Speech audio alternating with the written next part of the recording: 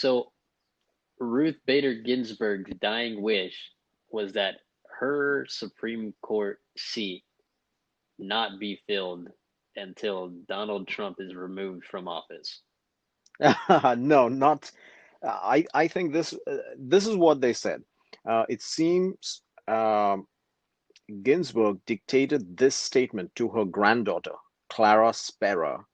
My most fervent wish is that I will not be replaced until a new president is installed. So, what you said, even jokingly, about Donald Trump, if you take that statement literally, that is true. Because if Donald Trump is reelected, then he's not the new president. So she is looking for a new president to be installed. So you're right. If you take those words literally, it, Right. but then we cannot take it literally because that would be an originalist or a conservative approach looking at the words literally. We don't want to do that. We Yeah. will have to give it a liberal meaning, Hmm.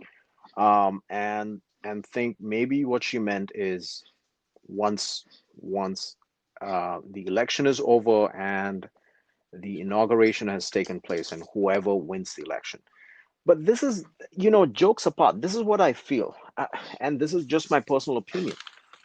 I don't know Clara Sparrow, her granddaughter. I don't even know how old she is and what she does for a living. I don't care at this point. Knowing Justice Ginsburg, again, I have great respect for her as an intellectual, a very polished, highly evolved intellectual. In 2016, she did say that it's the president's constitutional power, or it's the president's power granted by the Constitution to nominate a Supreme Court justice. And it's the Senate's duty to consider that nomination or perhaps not even consider it. So she basically recognized what the Constitution says about this. And the Constitution actually, this is one of those express things in it.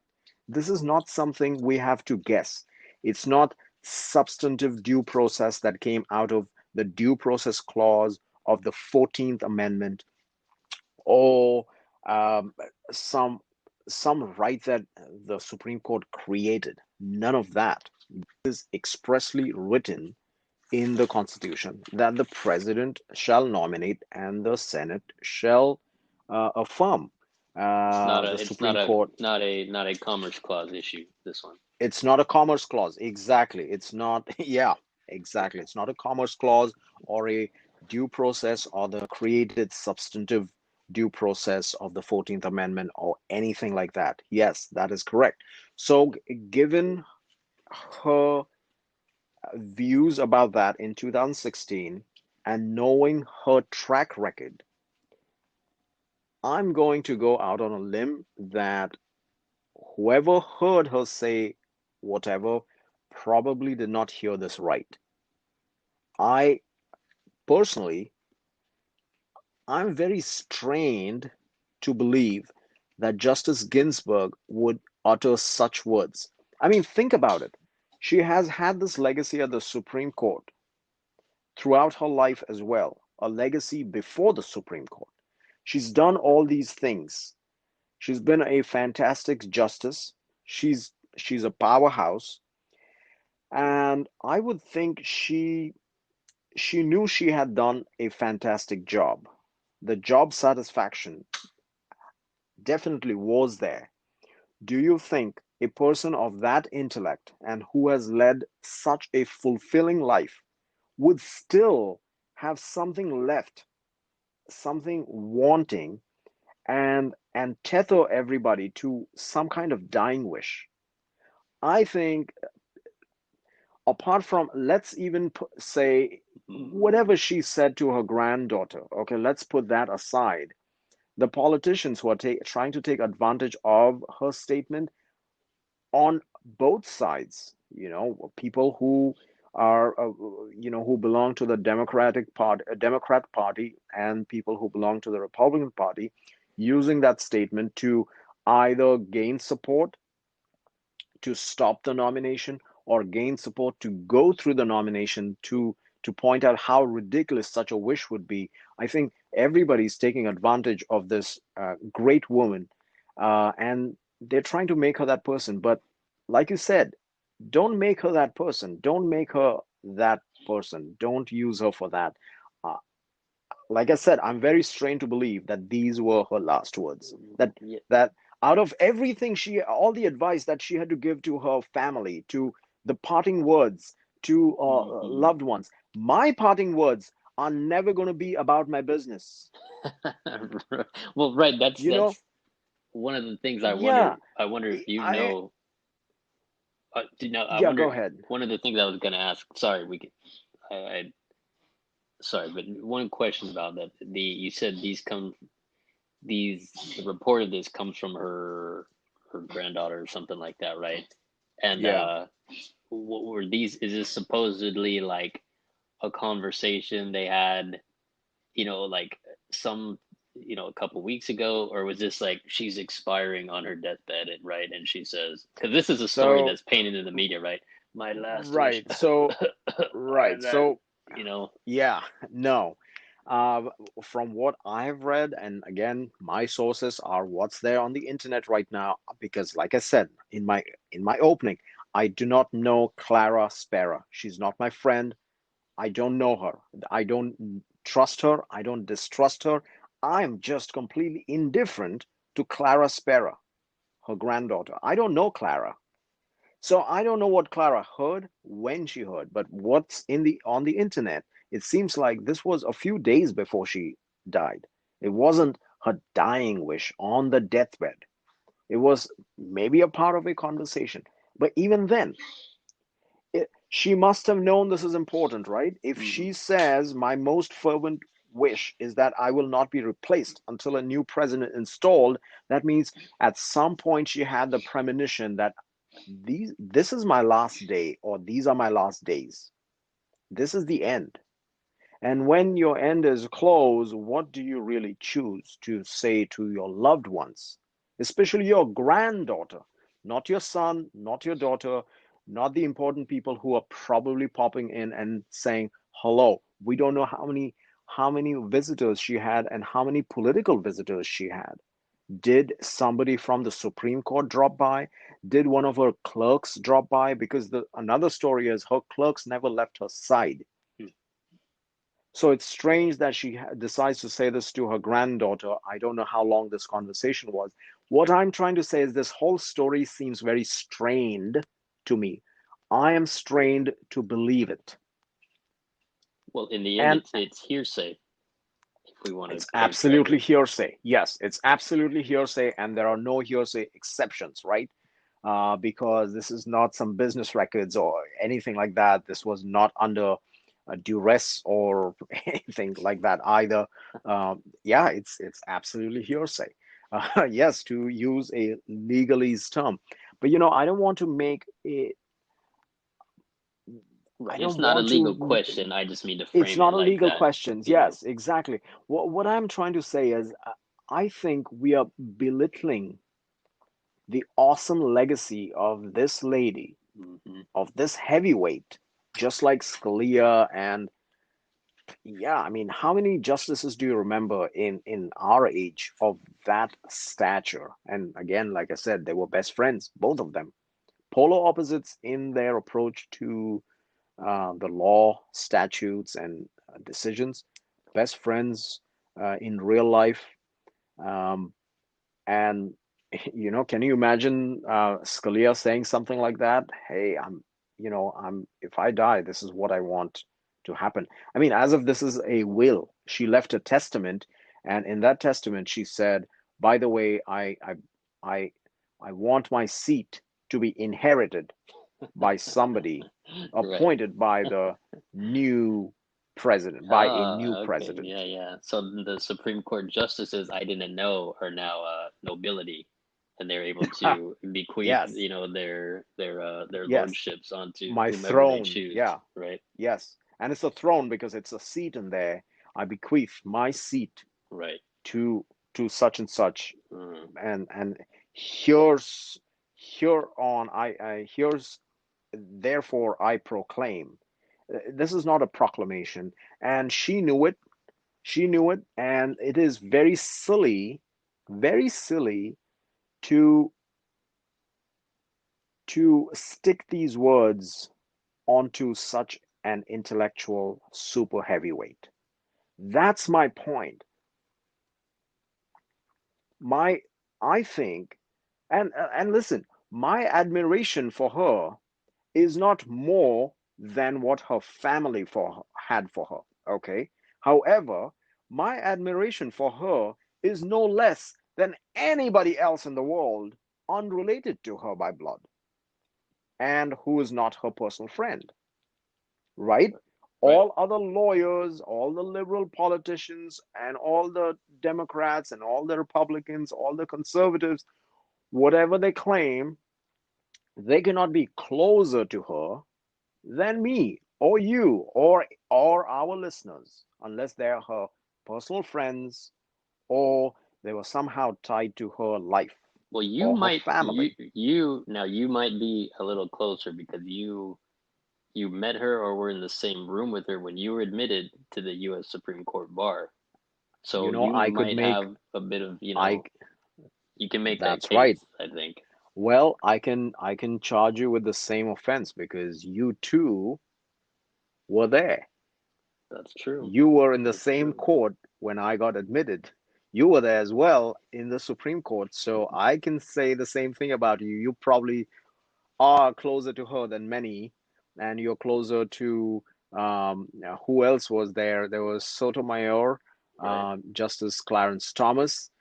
We saw Justice Kavanaugh wasn't there. Yeah. Uh, um, Kagan, Justice Kagan, and then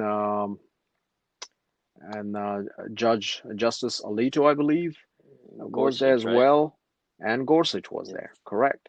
So yeah, we saw all of them. Yeah. That's So pretty yeah, cool. so yes, you're right. I mean, I've seen her in the flesh. I've seen her there in person, and on that particular day, she didn't look very well. She for the most time, most of the admission that went on at the ceremony that day, her head was, you know, Mm, kind of hung down. She looked very tired. However, I think she did pick up her head once and looked around. Um, I can tell that the let me think. I think Justice Clarence Thomas um, made eye contact with the general area was where I was sitting. Um, Justice Kagan at some point glanced through that area as well.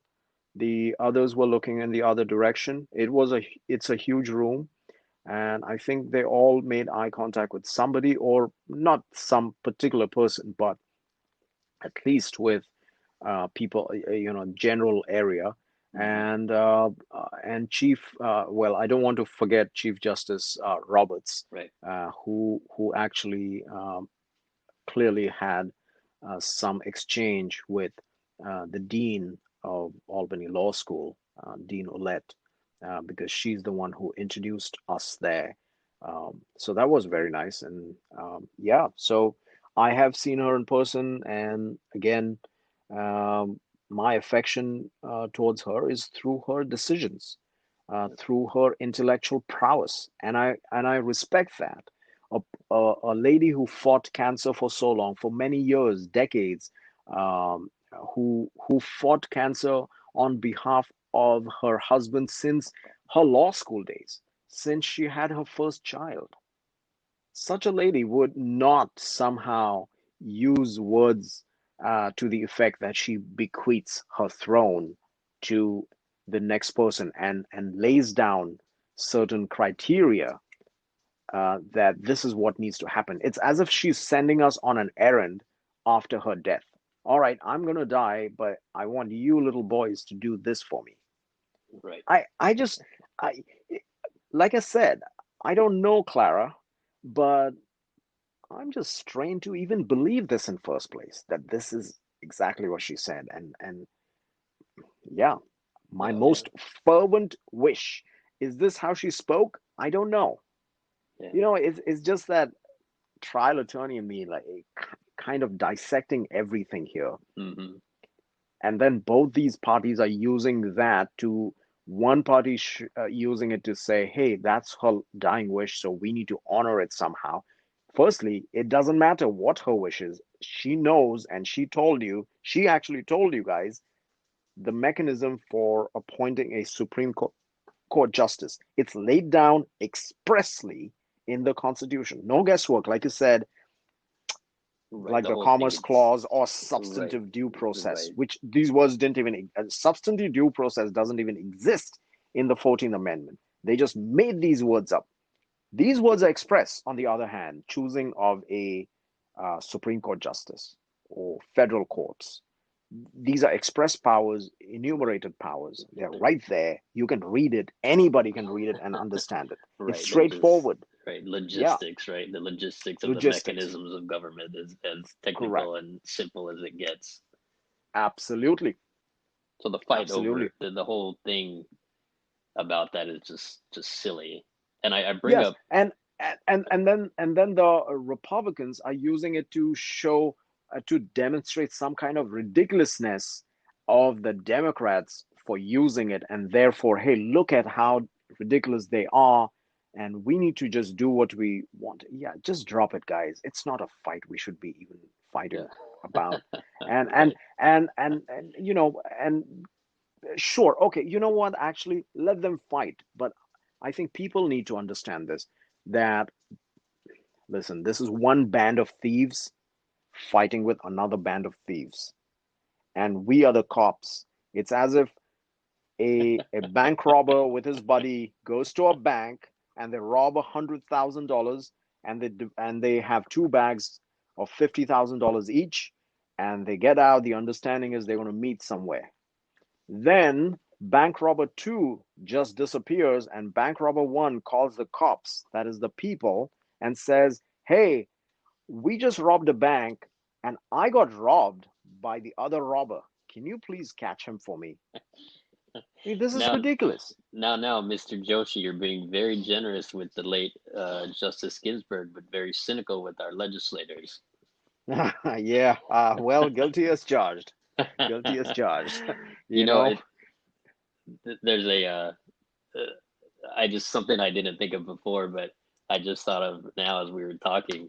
I brought up the point that the fact that you've been in the room, at the Supreme Court with Justice yes, Ginsburg and the other justices. Well, already having an admiration for her, already, yes, having read through her decisions and understanding her profile, and then she was there officiating. Not she wasn't the officiator, but she was there, as part of the officiating party in that yes, ceremony absolutely. to swear you into Yes. the bar there. So that gives you that connection, and so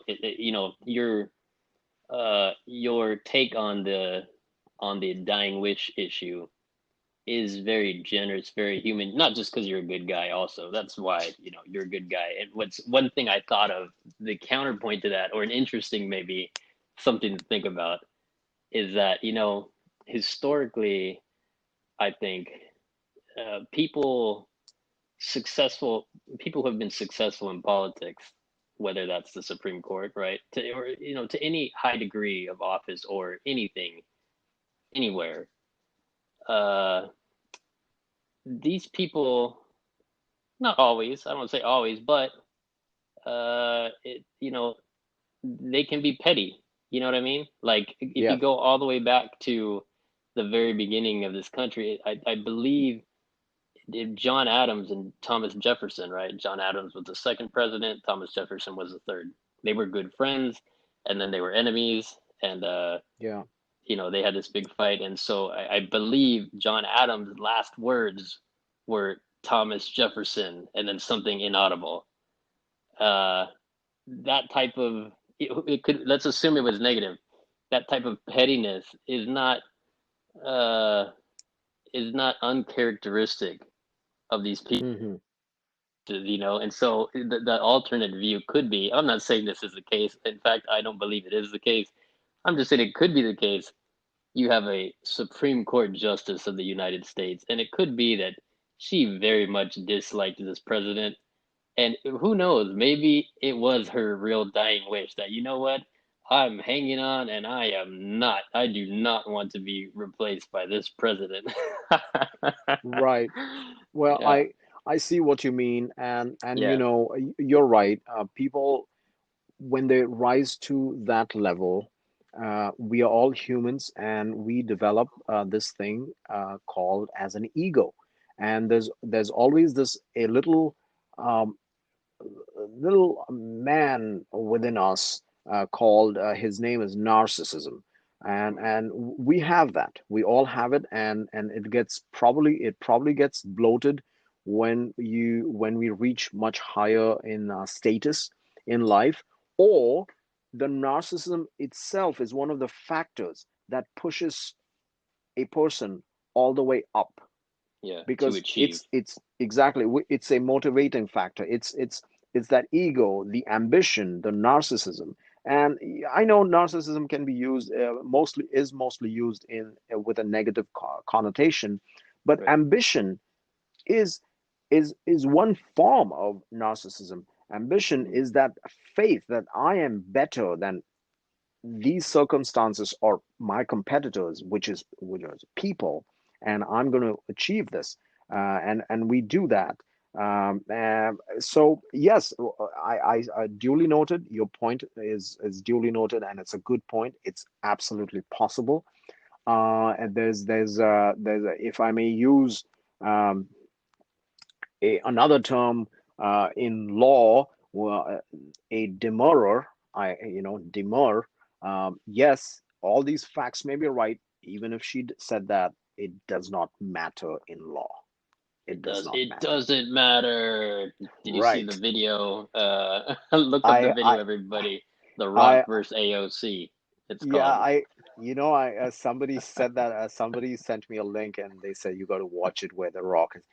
So yeah, sometimes, uh, yeah, wisdom comes from the Rock. Wisdom does come from the Rock, and that's right. So there's a concept called a demurrer in law, and this is exactly what it is. Even if all the facts are right, Yep. it still does not prove the point in law, and everybody knows that. In fact, even the people using it know that. Right. We're not talking about kings and queens and knights. We are talking about the Constitution, and this is where it needs to go. And no, we can fleece this. We can beat the politicians can beat the dead horse, Hmm. about all these wishes and grants and all these things, but and the term, and of course, I mean no disrespect when I use the word dead horse. It has nothing to do with the death of Ruth Bader Ginsburg. Like I said, Right. yeah, yeah, Right. I don't want some. It's a term. It's what the Yeah. politicians are doing. Yeah. They're using the phrase, and they're just trying to just milk the cow. This Right. is again, there is no reference to Ruth Bader Ginsburg when I say use the word cow either. It's.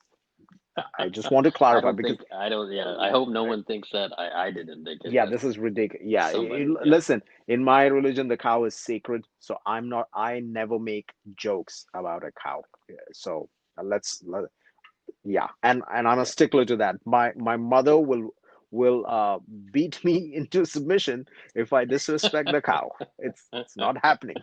You know, there's one Yeah. thing. I there are not many things I follow with Hinduism.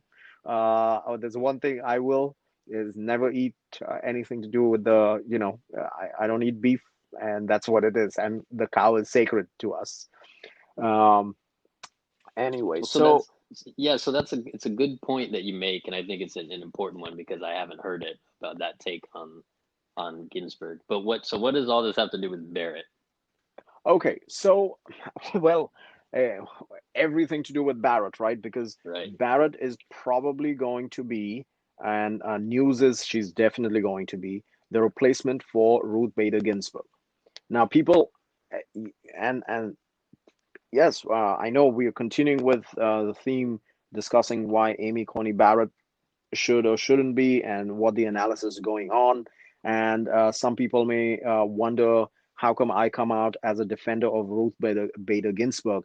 I come as a defender of anybody of that stature. The intellectual prowess that lady wielded. She laid down the pavement for people such as Amy Coney Barrett to tread upon. Okay, Kagan and all these women who are on the Supreme Court. Not that they don't, not that they did not deserve those positions. They are great women themselves, but even they agree that Ruth Bader Ginsburg opened the doors for many women, countless women. Let's use the word countless women across the nation, across the world, and she was a beacon for women.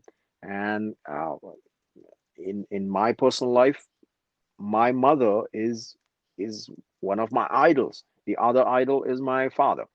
You know, the I my principle in life is God cannot be everywhere sometimes. He's busy doing some things, so what he does is he puts two people in his form permanently in your life. And he says, this is your mother, this is your father. They will not misguide you. Worship them, and I'll be happy. And that's the principle I follow. So my mom is very Very nice. important. Yeah, my mom is very important to me. And, she raised us. She worked through, she went back to school after raising us, became a professional. She became a doctor. So great respect for both the parents, and they are my gods. And as a Hindu, I'm allowed to have a million gods. Okay, I don't mean to insult you in your faith or any of my Christian friends or my Muslim friends or Jewish friends.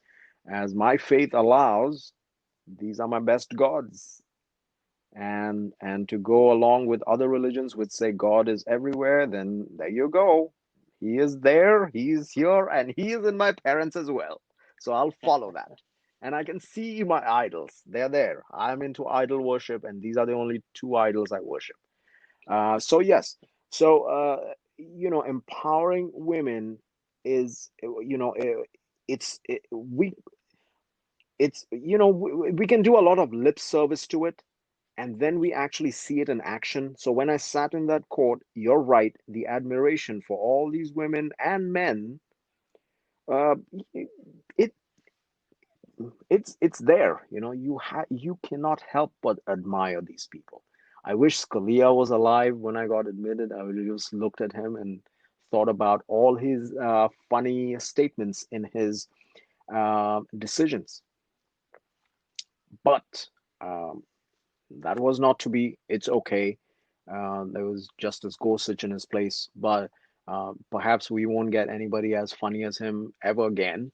Uh, yeah, Yeah. he wrote some awesome. The decisions you were in law school, so you've read all those decisions yourself. Um, So, yeah, so what I'm trying to knowing say is one lady replacing another lady. I like it. I like it. And why is how does Amy Coney Barrett come in play? Because she is going to be nominated to take Ruth Bader Ginsburg's spot. Whether she'll be confirmed or not, I don't know. It all depends on the Senate now. But seems like Donald Trump is going to do that. And this is my prediction, if she does get on the bench, there is a huge possibility that she is going to be the Trump legacy. Not Gorsuch, not Kavanaugh, but I would, Amy Coney Barrett, just like Ruth Bader Ginsburg was the legacy and is the legacy of Bill Clinton, right? Bill Clinton appointed her and changed everything. And she single-handedly changed a lot of things. Even if her decisions did not win, even if she was in the dissent, did not matter because people took those words seriously.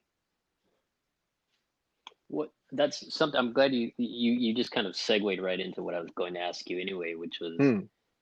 there's a number of nominees, and really there's an almost infinite pool, not infinite. There's a large pool that you could really pull from to be nominated to the Supreme Court. Right, We're talking about the ones that are at the top of the heap, in particular right. Barrett, that you singled out, not just because she's rumored to be the top nominee, but it just so happens to be that you seem to also think that she does fit the bill. You've talked about uh, Scalia and Ginsburg as being intellectual heavyweights, and given real, a very clear, very real kind of assessment of, or a qualification what it takes to be on the Supreme Court, right? Like these aren't just characters; these are really smart people. They have to have a certain quality and talent about them, and you feel that Barrett fits in there well. Not only that, but you think that she'll be one of the justices that's remembered, that goes down in the history books. Yes, that's what I currently feel about her. And from reading her decisions and knowing what I know about her personality, again, I do not know her personally. I'm not her best friend, but all the research that everybody's doing, I have the same opportunities to do my research, and that's what I feel. And while you're saying that her replacement, she's also a she also respects precedent, stare decisis, and or stare decisis. So, what's the fear that some people may have about some decisions of the past? I think the core uh, decision part of those court decisions is probably going to be that core is not going to be shaken by her. Um, she respects precedent and stare decisis unless it's so grossly um, wrong, um, you know. Um, but I don't think the cases that everybody is talking about right now that that she will come and destroy, I don't think those are the cases. I don't think so. Um, it's Oh, you're talking because about like Roe v. Wade. That's the big I'm thing, right? talking like, yeah, like Roe v. Wade, and yeah, because they're bringing up this repeatedly, attacking her Christian beliefs and her Catholic beliefs, Yeah, that's and she's the going to come in and change that. I don't that's the think the message. core, yeah, the core of those cases is going to change, and I don't think she's going in there as an activist to change those cases. Uh, Unless something grossly different comes before the court, by which I mean um, completely different facts, completely different set of evidence. Um, it's the Supreme Court can get things wrong, right? We saw that in Plessy v. Ferguson. We saw that how they changed it in Brown v. Board of Education, where concepts such as separate is equal, separate but equal, and as long as it's equal and you keep it, even if you keep it separate, it's fine. It's apples to apples. And then in Brown v. Board of Education, they ruled rightly that separate is not equal, and the funny thing is, a strict constructionist or a conservative justice would have arrived at the same spot in the first place. The Constitution does not provide for any discrimination. It treats everybody equally. These things of inequality that were created and were practiced by people with utter disregard to the Constitution, and and it's not even disregard. It's just that people are not, listen, people are not required to know anything about the Constitution. This is a fallacy. This whole discussion that politicians indulge in and engage in is false. If you ask me, people are not required to. I know Justice Scalia said we need to teach civics in school, we need to teach it right. Well, I agree in part. And what I agree with is if you decide to teach it, yes, teach it right. But there's no requirement. There's no requirement to stand up and salute the flag. There's no requirement of any such thing. The Constitution is completely silent about these things. What it lays down is the rule book for the governance and the government. It lays down the foundation for separation of powers. It lays down the foundation for democracy. It lays down the foundations that no one branch of government will be able to just take over the entire country. That's what it's about. So this whole thing about forcing anything, even education and non-ignorance and shedding light into the lives of people, it's not there. It's not dictated by the Constitution. Sure, we have it. What this is yeah, the funny part is politicians want you to know it. Okay, Mitch McConnell and Chuck Schumer, they want you to know the Constitution. My point is, no, it's not our job. We put you there so that you could pass laws based on your oath to uphold the Constitution. So, how come you always get it wrong? How come you come out with things that are race baiting, things that are discriminatory, things that go to the Supreme Court and are smacked down? If Well, you did your job right, we wouldn't because the even people need. Mhm. because the people that don't learn it grow up to be those politicians, right? Yeah, exactly. Yeah. Or they learn it too well, but they also learn another thing that as politicians, people actually will just never hold us responsible because we have diverted this so well to the Supreme Court of the United States that we can get away with whatever. Yeah, yeah. We can People we want can we can prescribe any act.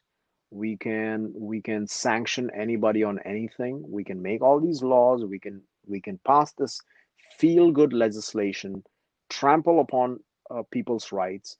As long as we keep some people happy, the target audience happy, and we trample on the rights of the rest, we are fine. And what do the rest do? They will go fight it out in the courts because we'll tell them where to fight. So yeah. So this whole fight, even now about the nomination, it's clear cut. We know who has a right to nominate, and we know who has a right to confirm. The Senate will confirm. When in 2016, now to going back to when Ruth Bader Ginsburg did say uh, that it's the president's right to nominate. She was absolutely right, and it was the Senate's right to nominate or refuse to, and which they did. They refused. They said, "We will wait until a new president is in place." Now, remember, at that point, it was a guarantee that there was right. going to There's be a a new president. yeah. Obama was going to finish 8 years. His 2 terms were done. There was no way he was going to be able to choose or nominate a president, even sorry, a Supreme Court justice uh, after the election. In this case, it's different. Trump has a chance of winning, and so does Biden. I understand, or maybe a third candidate might just come in right in, and I don't know. Every state has its rules, so I don't know how this is going to turn out. However, the rules have not changed. President can nominate, and the Senate can decide whether to take or not to take up the nomination for a confirmation, whether to even hold the hearing. So right now, the Senate and the president belong to the same party, the same Republican Party. And they constitutionally they can do it, absolutely legal to do it. There's nothing illegal about it. This whole talk about it being unethical. So I have something to say about that as well. In 2016,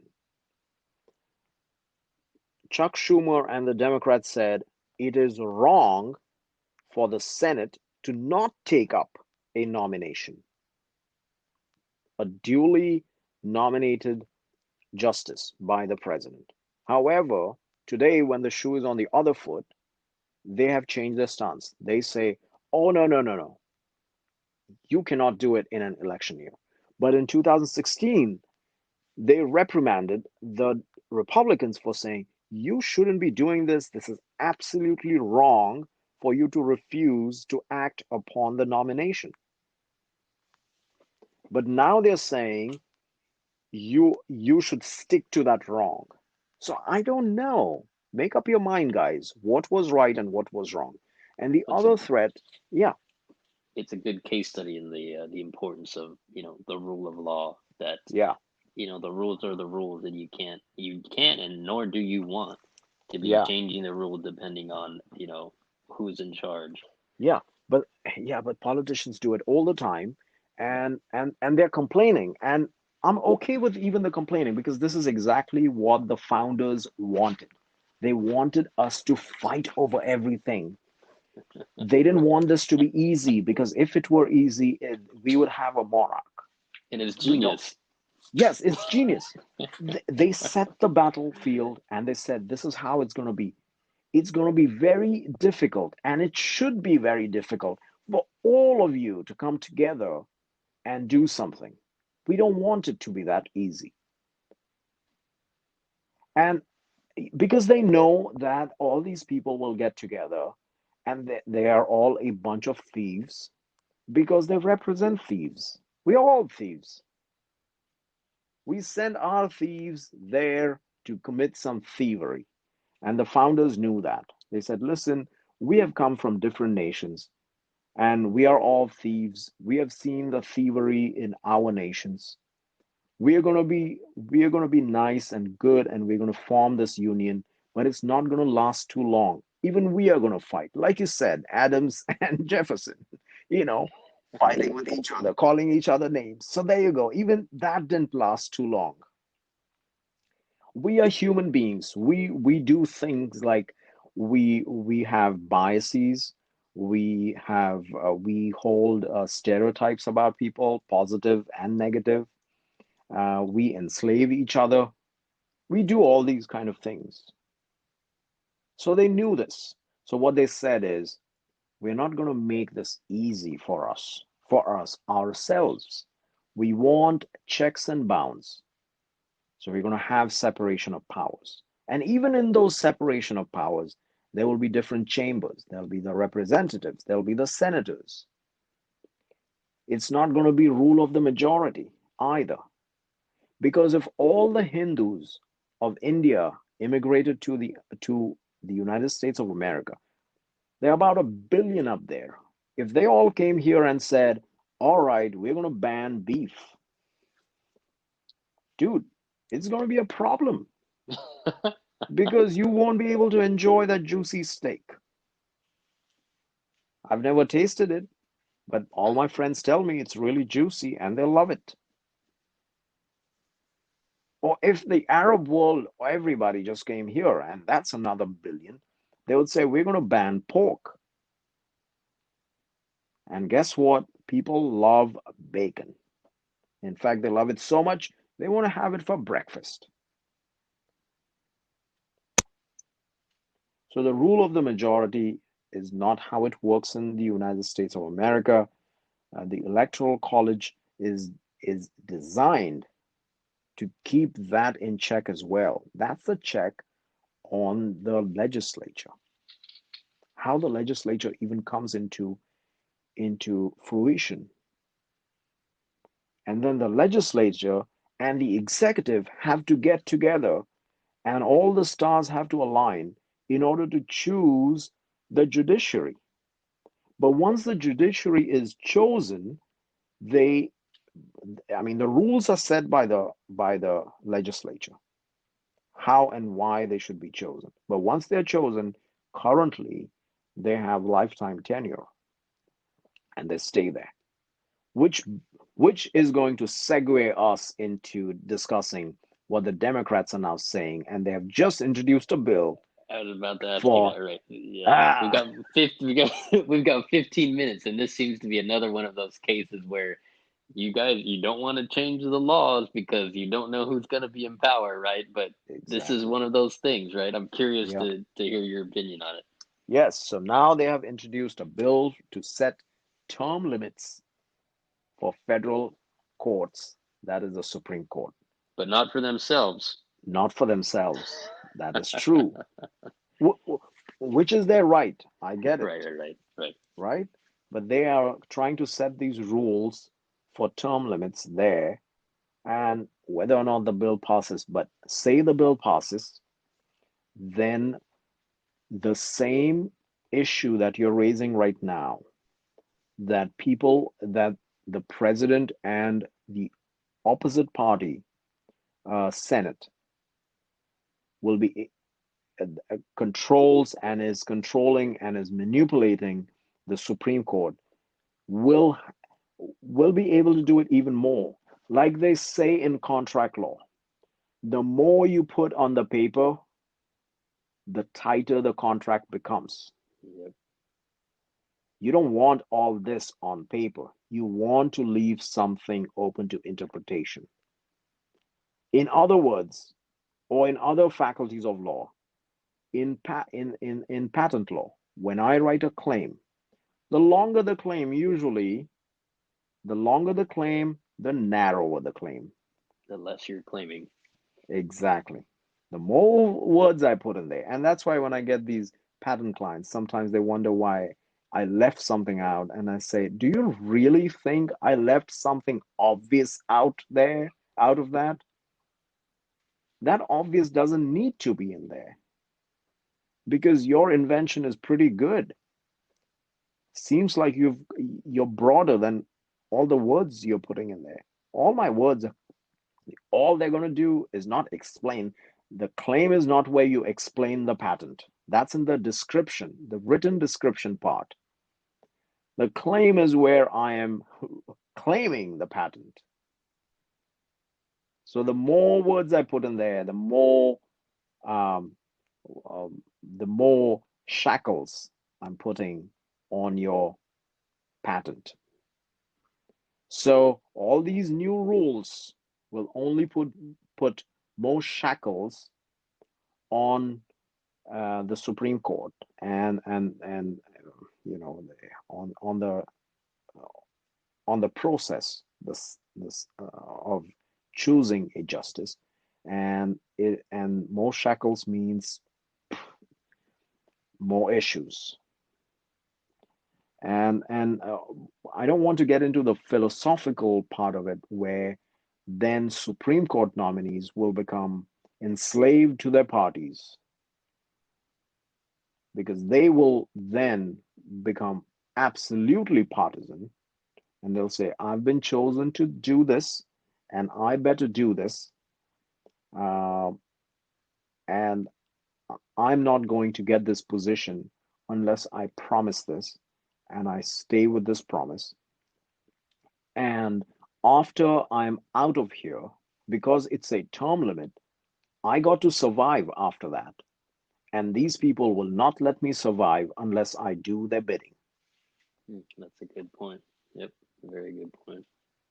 That duress will not just stay during their tenure, the duress will continue afterwards. In fact, Yeah. people will go to any length to level charges and to seek and get revenge. Yep. The independence of the judiciary will be permanently lost if we do that. And Yep. listen, Amy Coney Barrett is not a rogue person. She's not a rogue. She's an attorney. She went through the paces. She has written decisions. There is no guesswork about her decisions. She was a professor. She's a well-known person, a good family person. This is not some rogue person you picked up who has 5 DWIs and 3 armed robbery cases against her, and yet she has been nominated, and yet the Senate, just because she's from their party, is going to go ahead and confirm her and put her on the Supreme Court. She does not warrant this kind of rhetoric, just like Ruth Bader Ginsburg does not deserve that kind of rhetoric, which I stated in the beginning. I Yeah. mean, you got to give respect to these ladies, not just because they're female, but perhaps a little bit extra because they're females. Because we Yes, Yeah, because right. yeah, you know what? They deserve that respect as human beings, absolutely. But that reverence for our mothers and our sisters, or our grandmothers, whatever we think about them, and definitely our mothers, right? I mean, nobody's going to argue with that. I mean, you may have a grandmother you don't agree with, but why would you? Generally speaking, you should have great respect for your mothers, and there you go. This is nothing old-fashioned. This is exactly this. I'm not trying to be sexist here because, of course, that's going to be another allegation immediately. Oh, you're singling out women here. You know, come on, Let give them me a let break. let them allege. I'll let them allege. Yes, please go ahead. But seriously, in Ruth Bader Ginsburg's uh, uh, own words, she said, "My mother gave me advice: be a lady." And what she meant by that is keep your head high, do the right thing, and do not be swayed by what's going around you. Being a lady means keep your composure even in the most difficult of times. And these are her words. She also jokingly said, "But my mother-in-law gave me even better advice." She said, "It helps sometimes to be deaf." And she said, "That advice has come in very handy in my marriage and especially on the Supreme Court in my profession. When people would say things to me, I just turned deaf." Yeah, it's a funny take on it. And I want to see these kind of heavyweights up there, intellectual people, and looking and reading through the decisions of Amy Coney Barrett, it seems like she has the guts, she has the courage to go against even her own so-called partisan Republican judges. I want to see that courage, and that's exactly what when you look at Ruth Bader Ginsburg, you think about what a courageous woman. I mean, to think about that kind of genius lady, woman was denied jobs only because she was a lady, and then especially because she was a mother by then. She had a child in law school. So yeah, that's pretty tough. So I don't know what this whole thing against Amy Coney Barrett is. Um, you should be out there supporting this woman. You should be proud that one more woman will be there up on the bench to balance it out. Yeah, well, very, very, very well said, and I guess we'll see about that as the conversations are had starting, tomorrow at 5 p.m. I believe is when the nomination is supposed to be made. Sure, sure. Let's do Well, that. well, great conversation as usual, buddy. We'll pick we'll leave the topic open.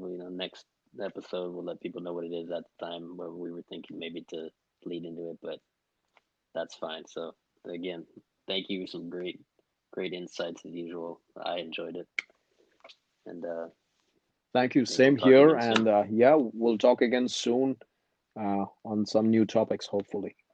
Yeah. All right, that's it. All right. All right.